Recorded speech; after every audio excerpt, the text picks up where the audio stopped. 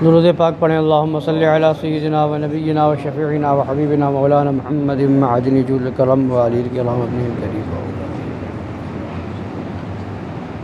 19ویں پارے کی آیت کریمہ ہے، ارشاد الہی ہے، حتی اذا اتوا علی وادی النمل قالت نملۃ یا ایھا النمل ادخلوا مساکنکم لا یحطمنکم سلیمان وجنودہ وہم لا یشعرون۔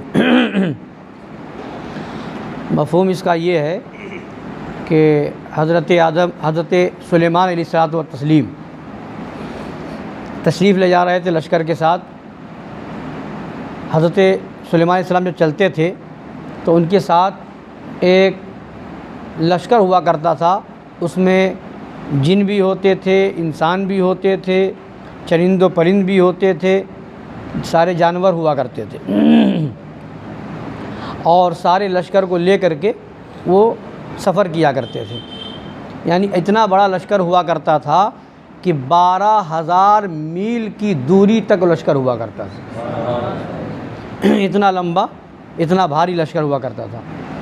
تو اسی کا ذکر یہاں پر ہے، حتی اذا اتوا علی وادی النمل، یہاں تک کہ جب وہ لشکر پہنچا وادی نمل میں، چونٹیوں کی نالیوں کے پاس، قالت نملۃ یا ایھا النمل ادخلوا مساکنکم، تو ایک چینٹی نے کہا، اے چینٹیوں اپنے اپنے گھروں میں چلی جاؤ، لا یحطمنکم سلیمان وجنودہ وہم لا یشعرون، کہیں سلیمان علیہ السلام اور ان کا لشکر بے خبری میں تمہیں کچل نہ دے۔ فتبسم ضاحکا من قولها، اور حضرت سلیمان علیہ السلام نے سن کر کے اس کے قول کو سن کے مسکرایا، اور اس کے آگے پورا ذکر ہے کہ اللہ کا شکر ادا کیا۔ تو اب بتانا یہ ہے کہ قرآن شریف کی اس آیت میں حضرت سلیمان علیہ السلام کا واقعہ ذکر کیا گیا۔ کہاں سے جا رہے تھے؟ ملک شام سے ملک یمن جا رہے تھے حضرت سلیمان علیہ السلام، اور آپ کی حکومت دنیا کی ہر ایک چیز پر تھی، چرند و پرند، انسان و جن، سب پر حکومت تھی۔ تشریف لے جا رہے تھے۔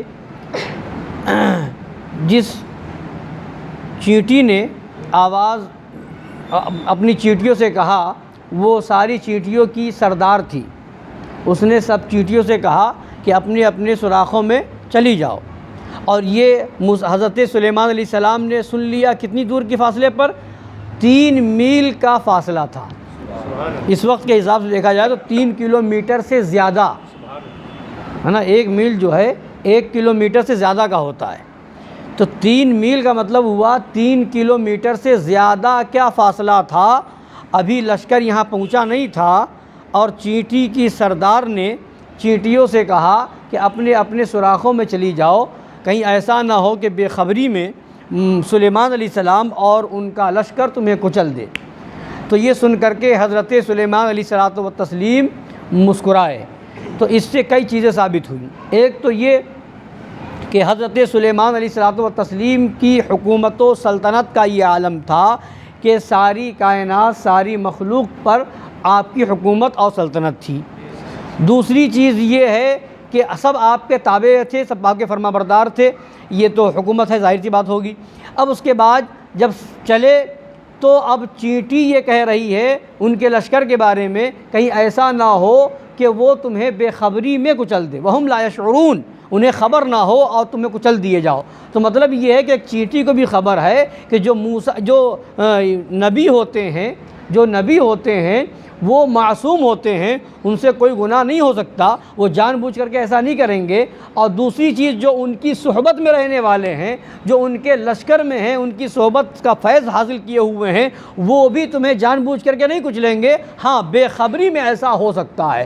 تو یعنی ایک چینٹی بھی جانتی ہے کہ نبی کا مقام کیا ہے، اور نبی کے ساتھ رہنے والے کس فیض کے منزل پر فائز ہوا کرتے ہیں، فیض کی کس منزل پہ فائز ہوا کرتے ہیں، کہ وہ بھی کسی پر ناحق ظلم نہیں کیا کرتے ہیں، چینٹی کو بھی مسئلہ نہیں کرتے ہیں۔ تو بے خبری میں ایسا ہو سکتا ہے۔ اور 3 میل کے فاصلے پر یہ بات حضرت سلیمان علیہ السلام نے سن لی، اور سن کر کے مسکرائے۔ فتبسم ضاحکا من قولها، اس کے قول سے حضرت سلیمان علیہ السلام مسکرا کے ہنسے۔ تو اب 3 میل کا فاصلہ ہے، چینٹی کیا بول رہی ہے کیا نہیں بول رہی ہے۔ آج جو یہ خبیث وہابی اور دیوبندی کہتے ہیں کہ معاذ اللہ نبی ہماری طرح ہے معاذ اللہ، یا اپنے آپ کو نبی کی طرح بتاتے ہیں معاذ اللہ، کہ بس کہتے ہیں ایک فرق ہے کہ وہ نبی ہیں ہم امتی ہیں معاذ اللہ رب العالمین۔ تو ان ناہنجاروں سے خبیثوں سے کہو کہ ایک چینٹی لے کر کے تم کان کے پاس نہیں کان کے اندر ڈال لو اور پھر بتاؤ کہ وہ چینٹی کیا بول رہی ہے۔ کان کے اندر بھی ڈال دیا جائے تو وہ چینٹی کیا بول رہی ہے تم نہیں بتا سکتے، اور یہاں موسیٰ حضرت سلیمان علیہ السلام چینٹی کی آواز سن بھی رہے ہیں اور چینٹی کی زبان سمجھ بھی رہے ہیں۔ ایک سننا بھی ایک معجزہ اور پھر اس کو سمجھنا بھی ایک معجزہ۔ وہ سارے مخلوق کی زبان جانتے تھے نا، جب سب پر حکومت تھی تو چرندوں پرند کی سب کی زبان جانتے تھے، تو تم تو سن بھی نہیں سکتے ہو، سمجھنا تو بہت دور کی بات ہے۔ تو پھر نبی سے برابری، اور یہ سلیمان علیہ السلام کی شان ہے، یہ سلیمان علیہ السلام کا مقام ہے۔ تو پھر میرے نبی ہمارے اور آپ کے نبی صلی اللہ علیہ وسلم تو امام الانبیاء ہیں، سید المرسلین ہیں۔ سارے نبیوں کو جو معجزے الگ الگ دیے گئے وہ سارے معجزے بلکہ اس سے بڑھ کر کے میرے آقا صلی اللہ علیہ وسلم کو حاصل ہیں۔ تو جب سلیمان علیہ السلام کی حکومت و سلطنت کا یہ عالم ہے تو پھر میرے آقا صلی اللہ علیہ وسلم کی سلطنت کا کیا عالم ہوگا۔ پھر کیسے کہا جا سکتا ہے معاذ اللہ کہ نبی بے بس ہے معاذ اللہ، جب سلیمان علیہ السلام کی حکومت ایسی ہے، ان کا اختیار اور پاور ایسا ہے کہ ہر مخلوق ان کے تابع ہیں، سب کے وہ حاکم ہیں، تو میرے نبی تو ان کے بھی آقا ہیں، ان کے بھی نبی ہیں، ہے نا۔ تو پھر میرے آقا کے تابع کچھ معاذ اللہ میرے آقا صلی اللہ علیہ وسلم کو بے بس کہا جائے معاذ اللہ رب العالمین۔ تو میرے آقا صلی اللہ علیہ وسلم کی شان کیا شان ہے، ابھی کل آپ نے سماعت کیا کہ میرے آقا صلی اللہ علیہ وسلم کی حکومت ہی تو تھی، وہ سلیمان علیہ السلام کی حکومت تھی، میرے آقا صلی اللہ علیہ وسلم کی حکومت تو تھی۔ چاند کو اشارہ کیا، چاند 2 ٹکڑے ہو گیا، کیوں ہوا؟ کیونکہ چاند بھی جانتا ہے کہ حکومت انہی کی ہے، ہم ان کے تابع ہیں۔ سورج کو اشارہ کیا، سورج واپس کیوں آیا؟ سورج کو بھی پتہ ہے کہ ہم ان کے محکوم ہیں، یہ ہمارے حاکم ہیں، ہم ان کے غلام ہیں، یہ ہمارے آقا ہیں، ہے نا۔ درخت کو اشارہ کیا تو درخت حکم مانے، کیوں؟ اس لیے کہ نبی حاکم ہے، وہ محکوم ہے۔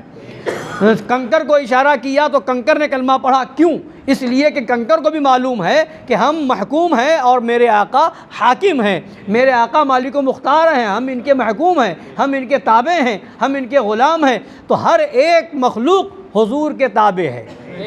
تو جب سلیمان علیہ السلام کا یہ مقام تو پھر میرے آقا صلی اللہ علیہ وسلم کی کیا شان ہوگی۔ اور اسی وجہ سے ایک بار سرکار دو عالم صلی اللہ علیہ وسلم مسجد نبوی میں تشریف لائے اور فرمایا کل رات میں شیطان میرے پاس آ گیا تھا، فرمایا کہ میں نے سوچا کہ اسے پکڑ کر کے رسی سے باندھ دوں۔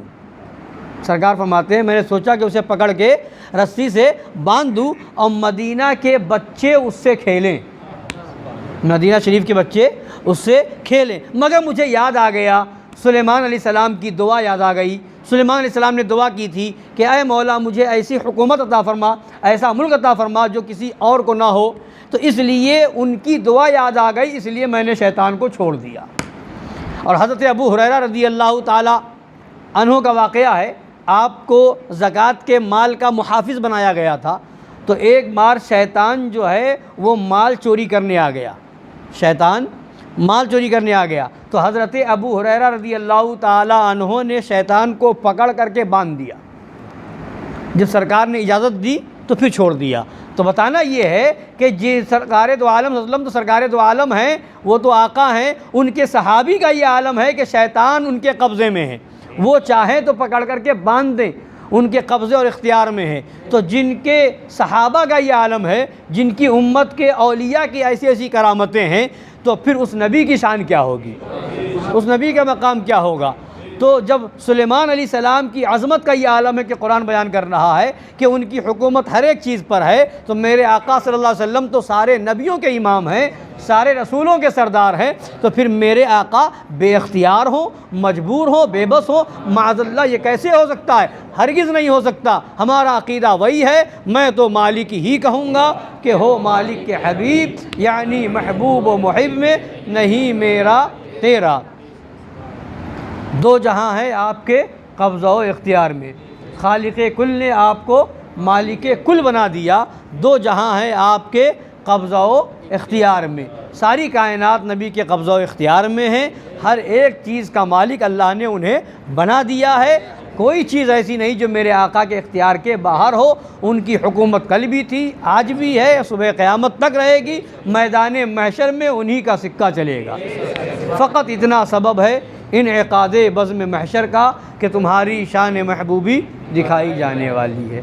اللہ تعالی ہم سب کو اسی عقیدے پر زندگی عطا فرمائے اور اسی پر خاتمہ بالخیر نصیب فرمائے۔ آج کی تاریخ 13 رمضان المبارک ہم سب کے سلسلے کے عظیم بزرگ حضرت سیدنا سرکار شیخ سری سختی رضی اللہ تعالیٰ عنہ کی بھی تاریخ ہے، اور حضرت مجاہد سنیت حضرت مولانا سجاد رضا صاحب قبلہ حشمتی علیہ الرحمہ کی بھی تاریخ ہے۔ لہٰذا آپ حضرات فاتحہ کی نیت سے